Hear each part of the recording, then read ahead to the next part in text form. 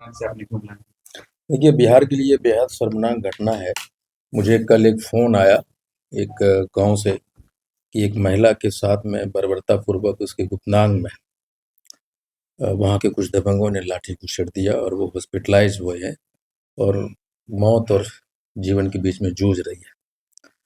तो इस तरह के कॉल को मैं तुरंत रिएक्ट नहीं करता।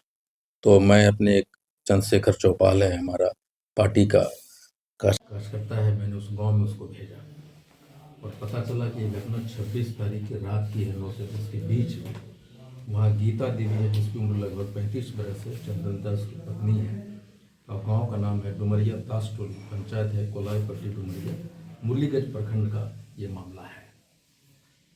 छोटी सी आपस में झगड़ा हुआ और रात में जो सुरेश यादव जिसका पिता का नाम स्वर्गीय अमीन यादव, उसका बेटा नीरज यादव, ये अपने लोगों के साथ में जाता है, उसको मुंह में, उसका बेटा का बयान है जो मैं आपको भेजूंगा, उसके मुंह में रुमाल ठूस के पहले मारता है और फिर उसको नंगा करने की कोशिश करता है और उसके गुप्तांग में लाठी घुसेड़ देता है और उसको किसी एक हॉस्पिटल में भर्ती कराया जाता। अभी वो वर्षा हॉस्पिटल मधेपुरा में उसका इलाज चल रहा है और वहाँ का 2 मुखिया है, एक तो तांती समाज का ही है मुखिया और एक यादव समाज का मुखिया है जो उसको मैनेज करने की कोशिश में लगा। वहाँ घटनास्थल पे 112 पे इसको कॉल किया गया और दरोगा टीम पहुंची वहाँ और इन लोगों ने कॉल किया कि आप इसको मत देखिए, एफआईआर मत कीजिए, हम लोग इसको मैनेज कर रहे हैं।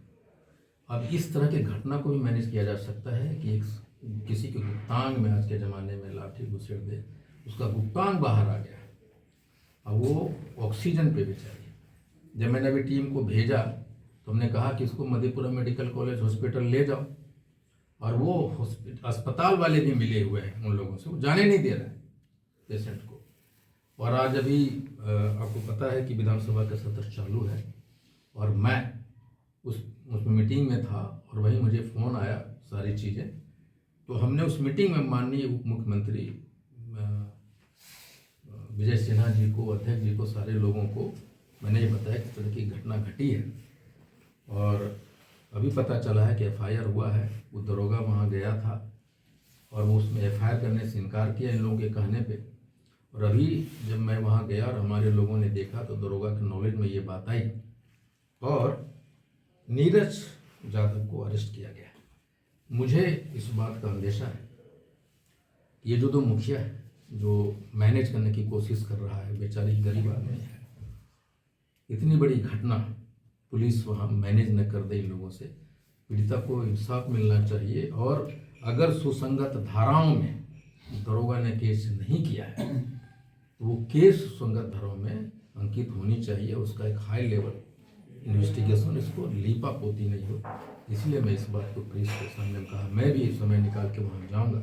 ऐसे हमारी टीम कल से इन बातों को देख रही है और अभी भी अस्पताल में हमारी टीम की मौजूद है। किस जाति से है महिला? ये महिला 5 जाति से है, 5 समाज से। और अपराधी यादव जाति से? हाँ सर, लगातार सुशासन की बात चलती है बिहार में, लेकिन फिर इस तरीके की घटना आकर फिर लगातार सवाल भी पूछे जाते हैं सर। देखिए, इस तरह की घटनाओं को मैं ये सुशासन सरकार पे तो दोष नहीं दे सकते, लेकिन पुलिस जब वहाँ जाके इस घटनाओं को एफआईआर नहीं करती है तब सुशासन पे क्वेश्चन आता है कि आखिर पुलिस थानेदार जब उसके सामने में ये सारी चीज़ें हुआ, इतनी बड़ी घटना है, ये मानवता के खिलाफ में कुकृत्य है, वो चाहे जो भी हो, कैसे चुप हो गया? थानेदार ने क्यों नहीं अरेस्ट किया? जब हमारे लोग गए और हमारे लोगों ने मीडिया में ये बात कही कि आईपी गुप्ता का ने हमें भेजा है देखने के लिए, दरोगा को पता चला, तब उसने एफआईआर किया, रात में अरेस्ट किया। और मुझे डर है कि सुसंगत धाराओं में ये केस शायद एफआईआर दर्ज नहीं हुआ होगा और प्रशासन इतनी बड़ी घटना को दबाया कैसे? उसका बाकायदा मेडिकल जांच होनी चाहिए थी और उसकी इलाज सरकारी हॉस्पिटल में होना चाहिए था।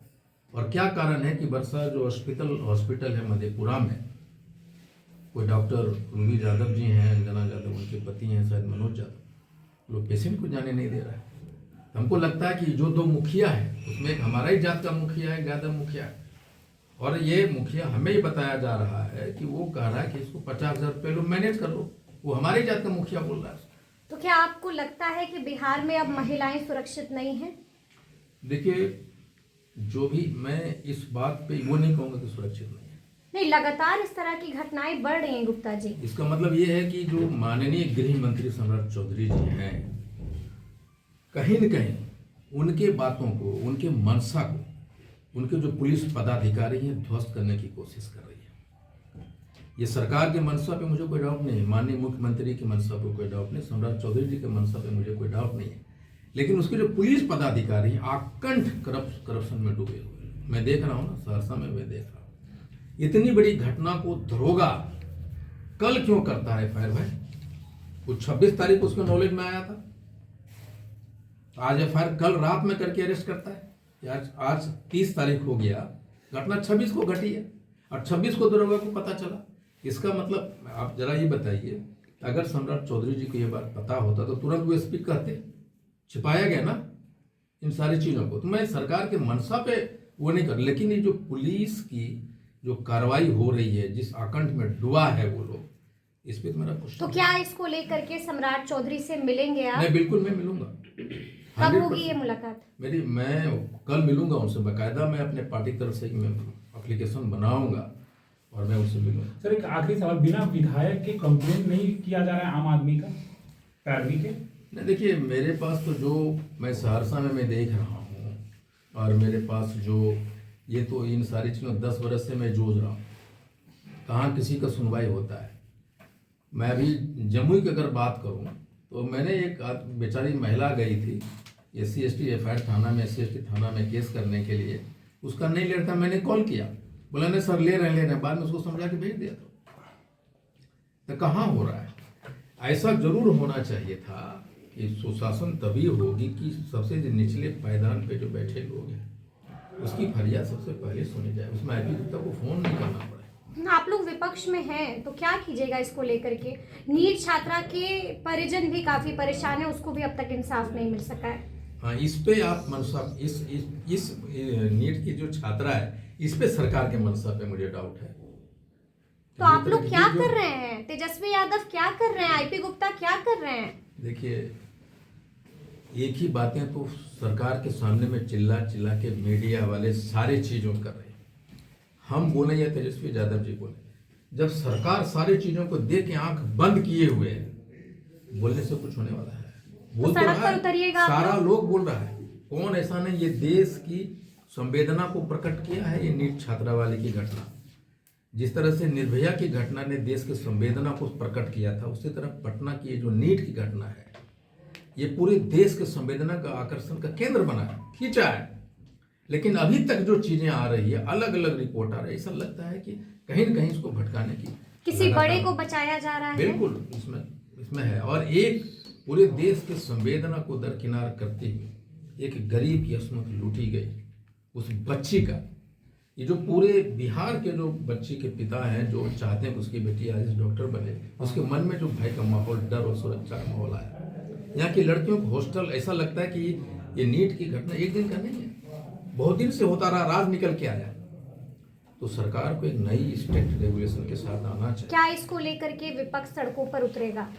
देखिए, वो तो वक्त चला गया हमको लगता है, लेकिन विधानसभा में जरूर इसकी आवाज। अभी तक न्याय नहीं मिला है, वक्त गया नहीं। जिस तरह सरकार की रवैया जिस तरह का है, उस पर तो क्वेश्चन उठाना, चाहे हम सड़क पे, चाहे दुनिया, आज की जो सरकार है एनडीए की, आप चाहे कुछ भी कर लीजिए, वो करती वही जो उसको अच्छा लगता है, उसके रसूखदार लोगों को बचाने में लगे।